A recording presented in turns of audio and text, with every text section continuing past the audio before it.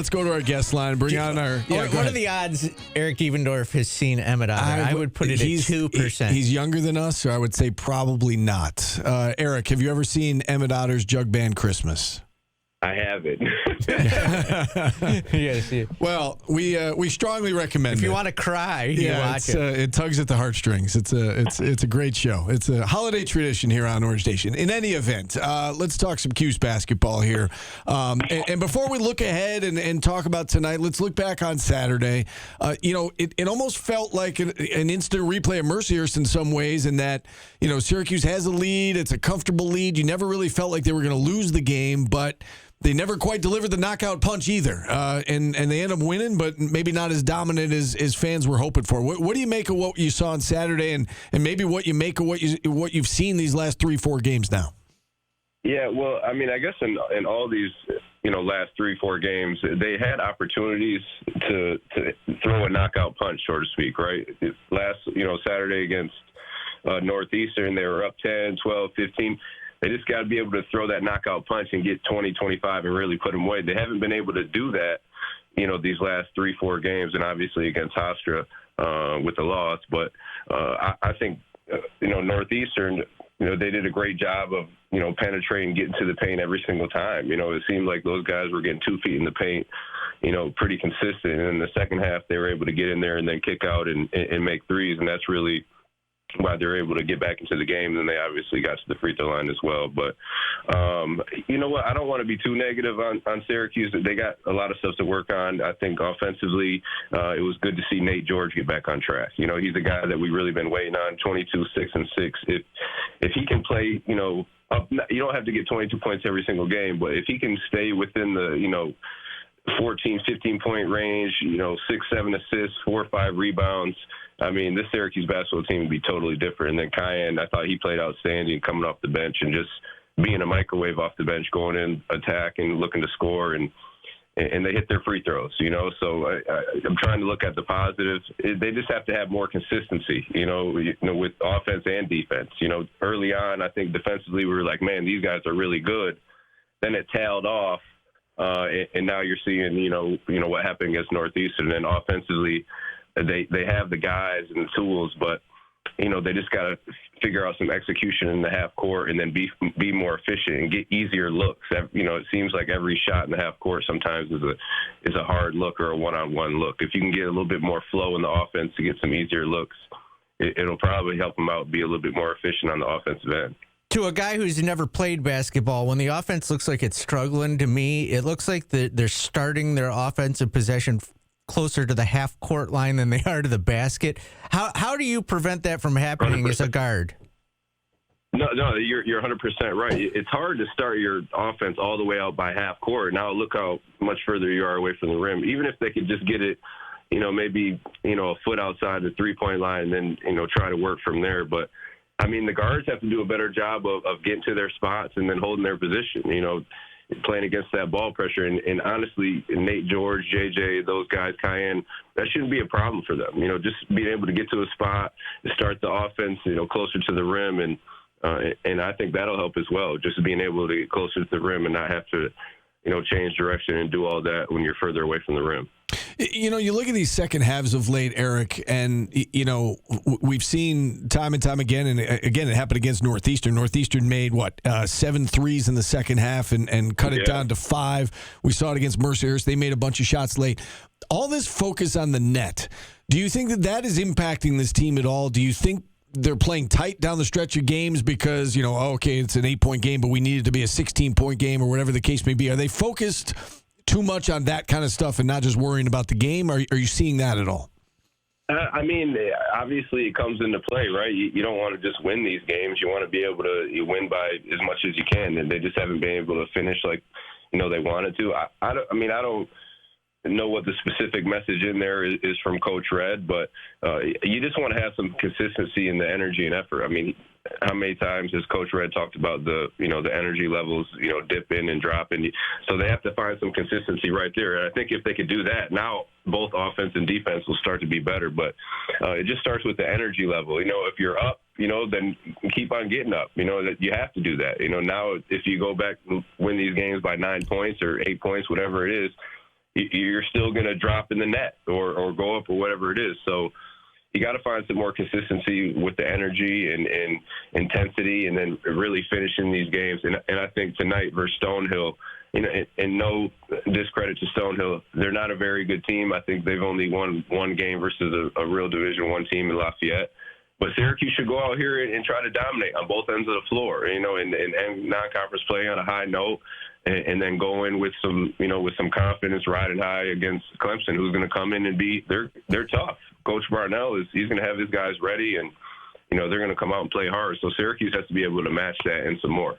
How hard is it, Eric, to get up for a game like this? You're a different animal, I know, but is it hard for players to get up for games like this? And are you worried maybe this team thinks it can flip a switch?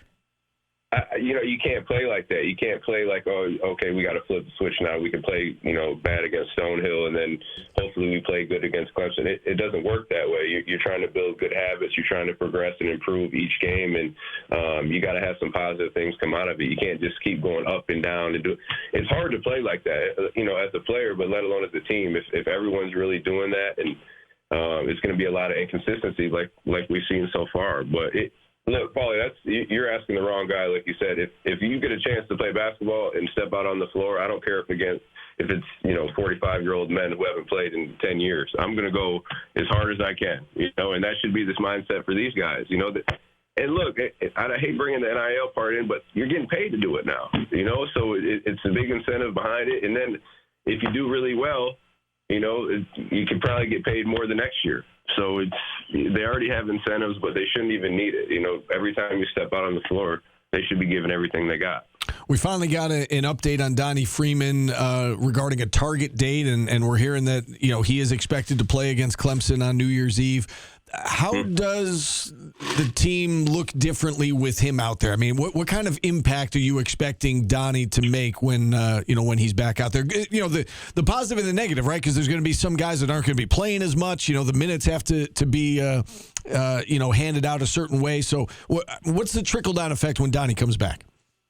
Well, they're a much better team. I mean, that's almost 19 points a game and 8 rebounds, something like that. And then, obviously they haven't had much front court scoring. I know Kyle's been doing a good job of being efficient around the rim, but he's not the guy who you could throw it to every single time in half court and tell him, go get a bucket. Donnie's the guy who could do that. So you get your front court guy back, arguably your best player back, and it's going to help him with everything. I think I was listening to Red talk in the presser. It helps them with their floor spacing, their versatility on both ends of the floor. And honestly, I think if Donnie locks in defensively, he can be a really good defender because he moves well. He can block shots. He's not overly athletic, but he's athletic. And he's smart. I think he's a guy who, as a leader, he needs to step up and communicate a little bit more. But having him back on the floor, Syracuse needs that more than ever right now. Eric, someone in the chat wants to know if effort is on the players or the coaches. And I kind of, Jim Boeheim wasn't a guy who would get you guys all fired up before a game, was he? From what I saw, was, hey, if we run our stuff, we'll be fine, and you guys would go out and crush people. So is it on the players or is it on the coaches? I mean, look, the coaches have to be able to, keep them engaged and make sure they know what's going on in situations, defensively, offensively, all that. So they got to prep them. But the players have to go out there and do it. They have to execute. They have to, be able to communicate, talk on the floor, and give the effort and energy.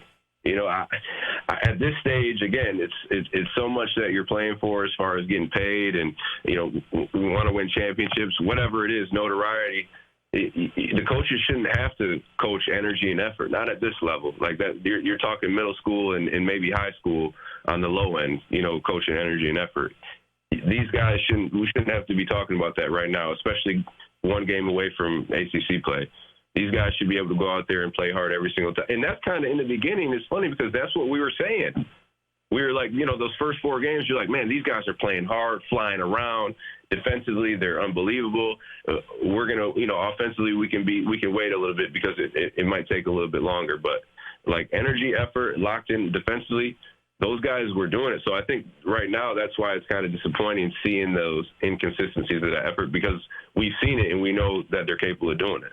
You brought up Nathan George and his improved play against Northeastern. What did you like about his game in particular against the Huskies?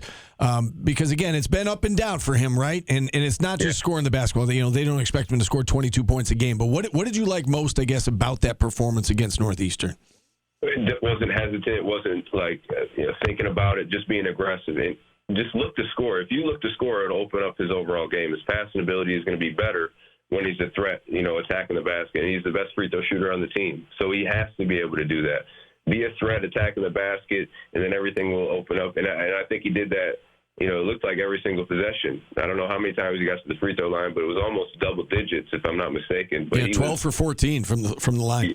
Yeah, 12 or 14. But every single time he either was coming off a pick and roll or a late closeout, and he was just attacking it, and that opened up everything for him. And I think it made him a lot more confident, because he was getting to the line so much and knocking those down. So he was just in his flow a little bit more. But he just has to be aggressive and stop overthinking, because he's a good player. We saw it last year at Georgia Tech. He was really, really good, and he's capable of going out there and having big-time games. I want to ask you a personal question, Eric. We all complain about the offense, and it looks stagnant and whatnot to us.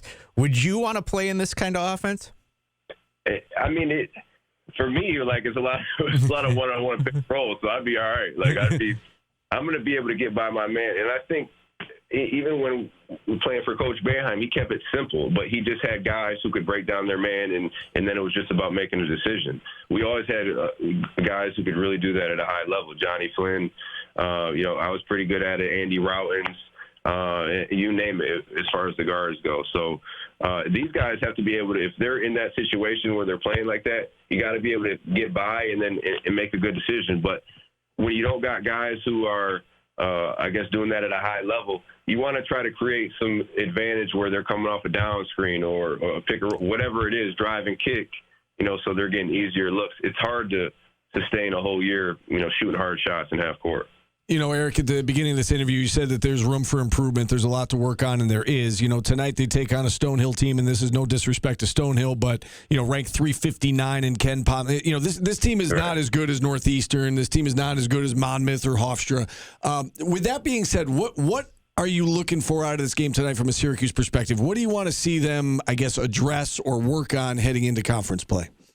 Just dominate. Honestly, both ends of the floor, ball pressure, overwhelm them, Stonehill. Get turnovers, get out in transition.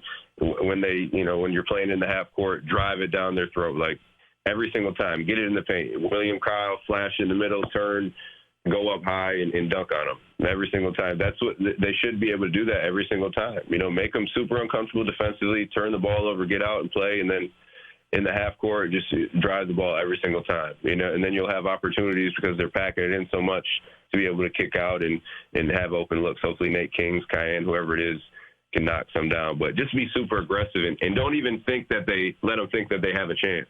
I think that's what they did with the St. Joe's and Hofstra, obviously, and Mercyhurst and Northeastern. These guys believe that they could play. You can't even let them believe that, and you got to set the tone right from the get. Last one from me.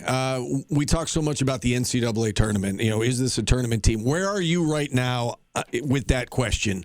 Is it 50-50? Is it, you need to see more? Where do you sit right now with whether or not this is a tournament team or has the potential, to be a tournament team?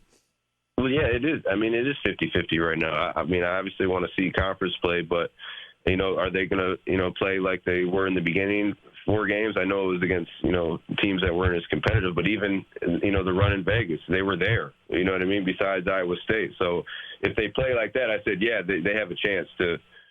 Those first whatever games in ACC play, that's a favorable schedule. They can win all those games if they play how they're capable of playing. So if they do that, I say yes. But if they've been playing how, these last 3-4 games, it'll be tough. It's up in the air. Yeah, no doubt about it. All right, Eric, thanks so much for the insight. We love watching you on these broadcasts. You're doing a great job. Keep up the good work.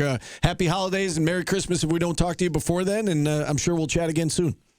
Thanks, guys. Happy holidays. All right. Eric Devendorf joining us here on the program. We'll take a timeout. We'll wrap up hour number 1. We'll check in on the market on the other side, and then we'll kick off hour number 2 right after that. We're back after this.